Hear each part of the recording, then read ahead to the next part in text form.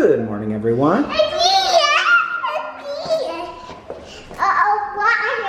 You got water? And food's in the kitchen? So Luke just finished his physical therapy for today. Was it good? Did you have a good time? What'd you work on? Food. Food? Blueberries. Blueberries? Hi, Parker. Hi. Did you go on the little teeter-totter thing?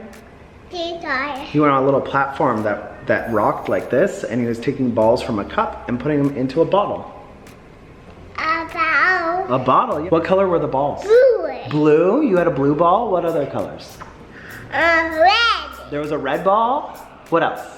A A red ball? Red. Oh, you guys are both wearing red shirts. Oh my gosh, we are. Look at us. Look at your red shirts. And Mom's wearing I have a blue shirt. pinkish red shirt. Luke did a lot of big jumps. Did you do big jumps today? Can I see a big jump? 2, 3, jump! Whoa! 1, 2, 3, jump! Whoa! 1, 2, 3, jump! Whoa! And actually, since we are in this space, I wanted to talk to you guys about something. I have been seeing people talk about how we don't really have enough couches in this room, and I totally agree, but I don't know if we're going to get more. We've been trying since we moved into this house to fit more couchery in here. I've also seen people do exactly what I have always wanted to do, which is put a big cozy sectional that fits all of us and all of our sprouting teenage people and all their teenage buddies. I love that look and feel for a home, but this space is really tricky. Just like our kitchen was tricky in some ways, where you're like, oh, put an island and surely it'll fit. It really didn't fit, and this room is so hard to fit a sectional in it. And let me show it to you, because I'd love to get your ideas and see if anybody thinks there is a possibility for one. But basically it looks like this. Parker's showing you what a human looks like in the living room. Thank you for being our model, Parker. I guess I could have zoomed in. You guys should have seen me just running across the room with the camera. Because when I think of zooming in, I'm just zooming in on me. I just zoomed in with my body. I was the zoomer, but I forgot cameras do that. But I do kind of wish somebody was filming. Anyway, okay, good job. Parker, thank you for being the model. So here's the tricky part. These steps right here, they jut out, and then you have a little bit of a space, and then this wall is here. Parker's on a couch, but I think a sectional couch usually comes out a little bit more, so imagine more of a chunk there. And it basically fills up this whole space. We've measured it out, and I would say this rug's a pretty good example, maybe to here, not the whole, it doesn't go all the way out, but if you have that sectional, it comes all the way out here. And then it takes up the whole living room. And Parker's argument is why do you want more space?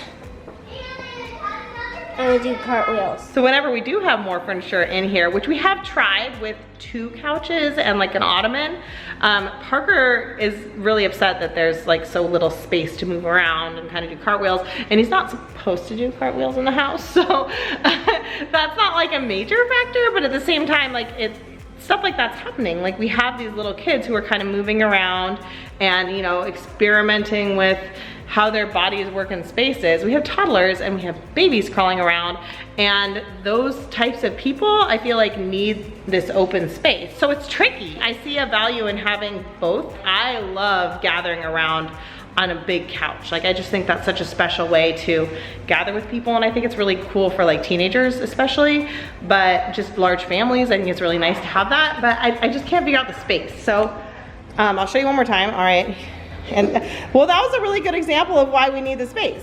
That Parker's not usually sitting on a couch doing a peace sign. He's more likely doing a dance or a cartwheel. And then the other thing is the windows in here. It's kind of hard to tell, but they're lower. Right here, this is a really short backed couch, and you still are blocking some of this window. And this window, which you can't tell, has a really gorgeous view. And I don't really like the idea of anybody sitting away from it and like pointing out. Like they should be able to see. And then also anything blocking it is kind of a bummer too. If we have the sectional go this way, then this would be blocked. Like I don't really want to block the window and have like a weird space behind a sectional coming out this way. This space has been really tricky for me ever since we moved into it. I feel like I had some kind of aha eureka moments with the kitchen and they worked out, but I don't really know how to do that in here.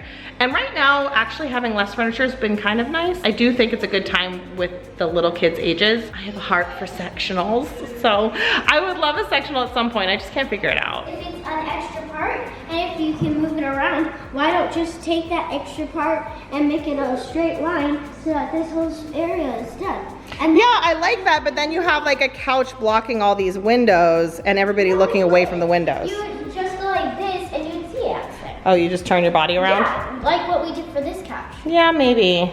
I don't know. I mean, that's an option. Parker wants a big couch that lines this whole wall. But then it's hard to like play games together or look at each other when you're talking. No, you could just add a table and then you could take this couch and bring it over here, and so then you would have it. Well, then you'd have a lot of furniture in the room. So now are you okay with furniture in the room? Wait, why is that mean? Wait, what if we had one? Wait, I'm serious. Were you okay with the furniture in the room or did you actually not like your idea? No, I have an idea. Okay, so we had this be a straight line, and then this couch be right here. Okay. And then I still have. Well, where's the piano gonna go? It's gonna go in the other living room. Where's our Christmas tree gonna go? In the other, in this room. Yeah, I don't know. But what about the fireplace? But then we won't be able to sit around a fireplace. Okay, the piano. Parker's experiencing exactly what's been like rushing through my brain for the past 5 years while we've lived here. So, join us. If you have any ideas, we'd love to hear them. All right, Parker has a very special meeting today at Gymnastics. He's going to learn a new skill. What are you working on today? The back handspring. The back handspring. So it's just you and the coach. Wait. What is a back handspring? Because I don't really get it. A back handspring is a backflip with hands. And how did this come about that you were gonna do this? I learned how to do a back walkovers. One of the coaches were watching me and they said I should do a back handspring instead of a back walkover. So I was sort of doing back handsprings and backflips today. So.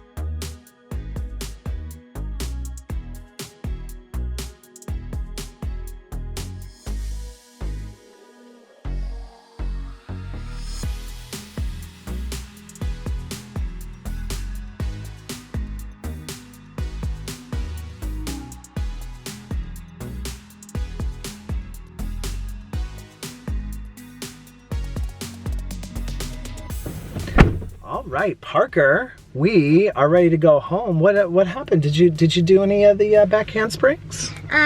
Yes, but I didn't really finish it. Like I didn't.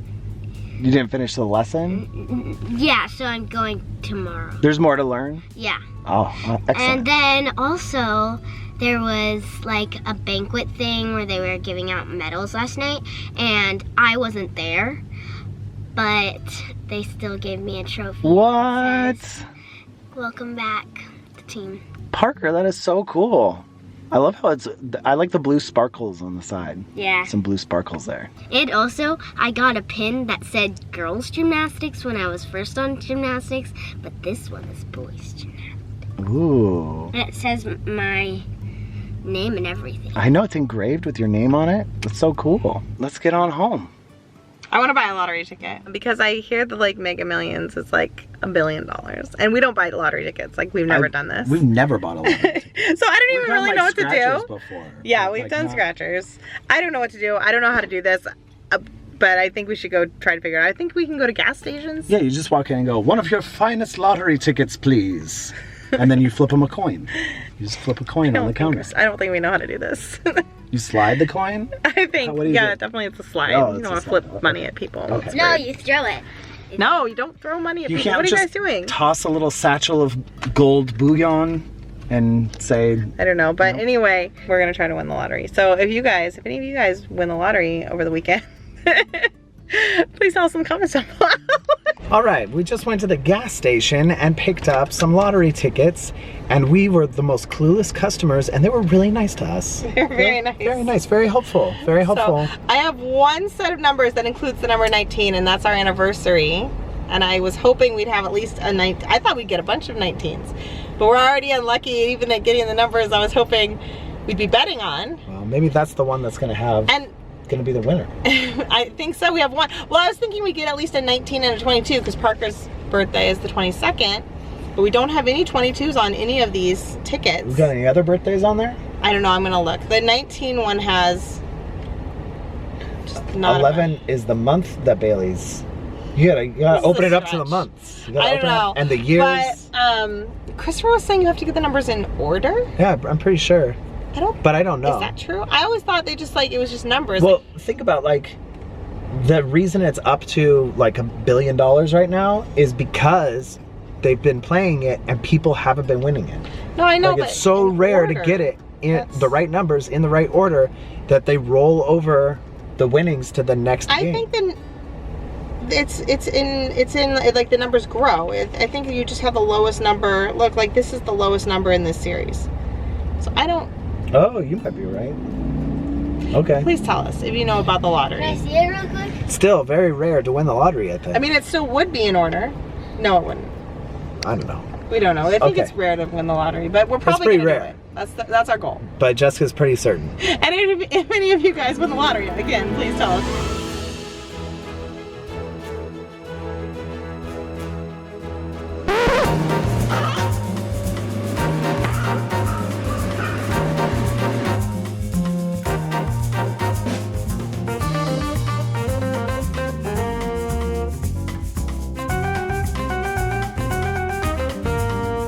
So that's happening. Okay, I'm also trying out another thing in the kitchen right now. And this is something I just tried, but I've decided I don't think it's gonna work, but you tell me what you think. So we have this really pretty outdoor rug, and I bought it a little bit ago for our outside area, and I just hadn't put it out there yet. And I think that it goes really nicely with the whole style that we're trying to do in here. And it's an outdoor / indoor rug. I wanted to see what it looked like in the kitchen because we are looking for rugs for our indoor spaces right now. And I really do like it actually, but I think I wanna go with my original idea, which is more like some other color, like red or something that incorporates this blue tone. So I want to see the blue, but I don't think I want the rug to be blue because I think that's too much. It's like going just about too much into the blue. But tell me what you guys think. I also think it would go really nicely in the fireplace room, so I'm gonna go peek at that. And then it's gonna go back outside because it does look really cute outside. I'm so excited about it. It's so pretty. And then from this angle, oh, I'm just running around all over the place right now. This angle looks like that. Rue's all excited because the bounce house is going, so she's on a leash. She keeps kind of hopping outside, and we've got the garage door open, and I really don't want her to like run away. I don't know. We've never had a problem with that, but I just like don't know. I don't know what point you go, okay dog, just hang out with me without a leash in my front yard. Like, I don't know when that's safe. And then another fun thing we just did was we took the cabinets that used to line this area. We had a bunch of cabinets underneath this window here, and we're going to sell 2 of them. but I wanted to keep one at least for now, and tell me what you guys think of this. So in this room, you can see it's right here now. And it looks really cute from like this angle. Woo, sliding with this thing. Sorry, there's stuff on the counter right now. It's been an exciting day. So with this and with these chairs, like it looks really nice, I think, but it is a little bit big, and it's a little big in the space. But I was thinking we'd keep it for now. I know that is kind of like my bad habits, but I do really think it fits. It's a nice high quality piece. It's from the same sort of style that all of the other stuff is from. So I don't know. I want to keep it for now. It might only last a few months here, but even getting rid of the other two was like, oh, is there anywhere else we can put these? That's just kind of how I am. I don't know. And that can kind of be a good or bad character thing, depending. So that's a habit I've been trying to break. I do think it's a good thing, but I also think it can be bad. It can like lead you down bad paths design-wise. So I'm trying to be very aware of that. Hi, cutie. I just moved the indoor-outdoor rug into the fireplace zone, and I wanted to show you guys.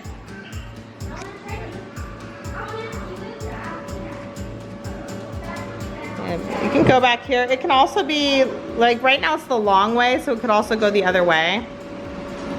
I think it looks really nice, but I also want to do something else. Because I think that this is, I mean, it looks good on camera actually, but in real life I feel like it's too much blue. I think what I want is for this rug to just be outdoors, because most rugs can't do that. I mean, that's like its special skill. So let's celebrate that special thing it can do and go take it outside. But I am glad that I tried this out. I mean, gosh, it looks really cool on the camera. That's pretty neat. I'm so cool. So in life, this corner looks the neatest. And this kind of, I think, is too much blue. But on the camera, it all kind of looks pretty cool. Still think I want a different thing though. We'll see. I figured I'd show you what the rug looks like outside because it's so cute. We're working on cleaning the outdoor cushions right now, so they're kind of off the love seat in the chair, but it's so cute, so I want to show it to you. Isn't that pretty? Doesn't that look so nice? And here are the little bunnies. Hey babies. The barbecue's right here, and then we have the seats and the bunnies back there. And then, I tripped on something, but and then we got the rug. It's all looking so good. When we moved back here, this backyard area was bananas.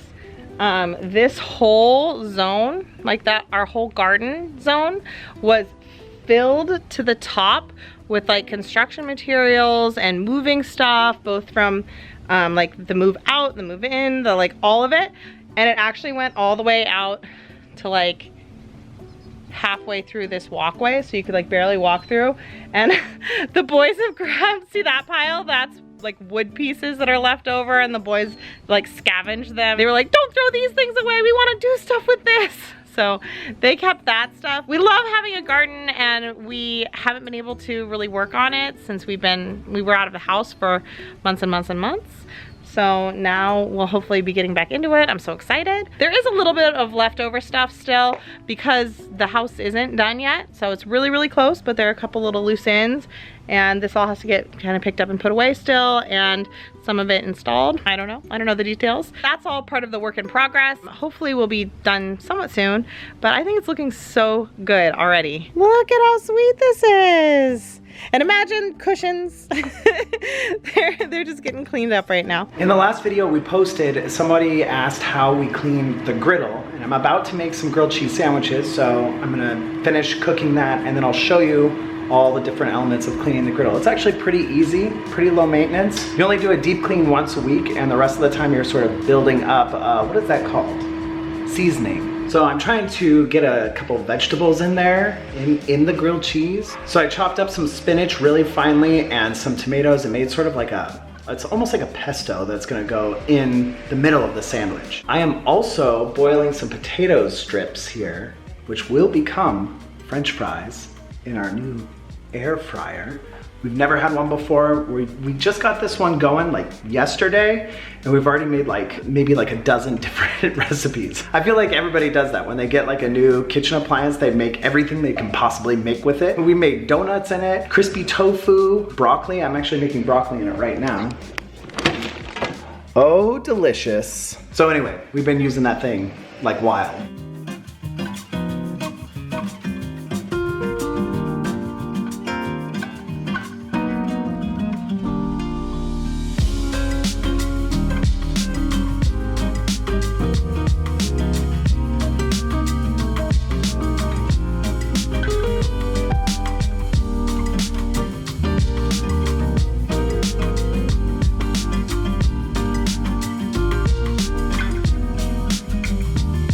All right, I am done using the griddle, and I want to show you that this top shelf up here, I'm really the only one that does this, so it's my height, has all of our cleaning supplies for the griddle. And the first thing I'm going to show you is what I do every time that I cook on the griddle, and then it is time for a deep clean. So we're going to do our weekly cleaning on the griddle as well. Sometimes I'll just use a spatula, other times I use this tool. This works a little better than the spatula, but either will work. And you basically go from the back, pull all the oil and food chunks into this little tray at the end. So I do this while the griddle's hot, and it goes into this trough.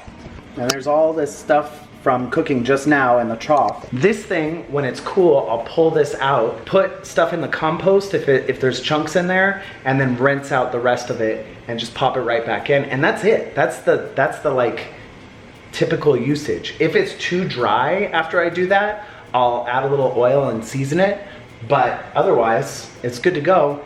And I wait for it to cool down and I put this cover back on. Now with the griddle still on, I'm actually gonna turn it up a little bit, and you want kind of higher heat for this. And we're gonna use this tool, and it pushes down this thing, which is like an abrasive. I don't really know what this is. It feels like sandpaper. I'm gonna scrub this really good with some oil on there, and then I'm going to switch to this pad, and then I'm going to switch to a cloth, and then we'll have a nice clean griddle. It's not gonna look brand new. It still has like a patina to it, but it's much cleaner that way.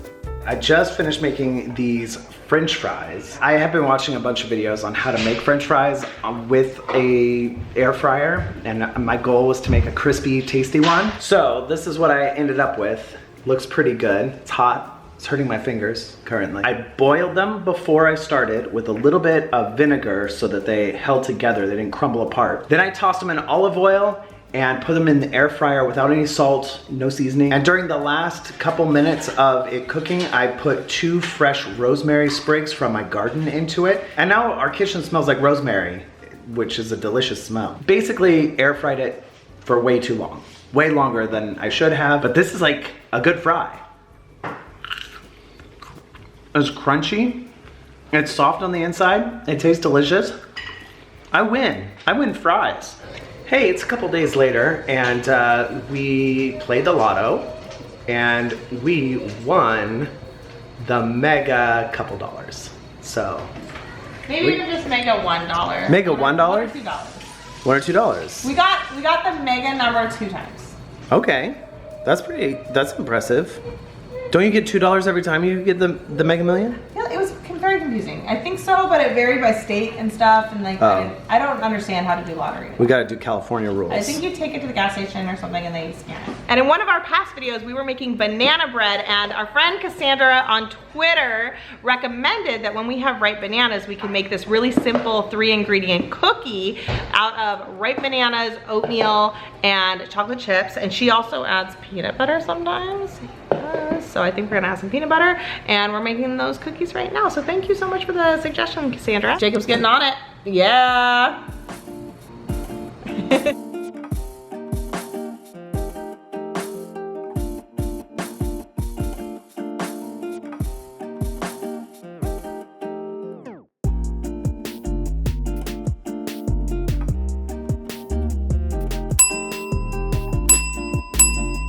Okay, so my cookie is done. Inside there is 4 bananas, 3 cups of oats, 1 cup of chocolate chips. Oh yeah, and a scoop of peanut butter. I put them in the oven on 350 degrees, and then I cooked them for 12 minutes. Definitely steaming. I don't know if you can see that.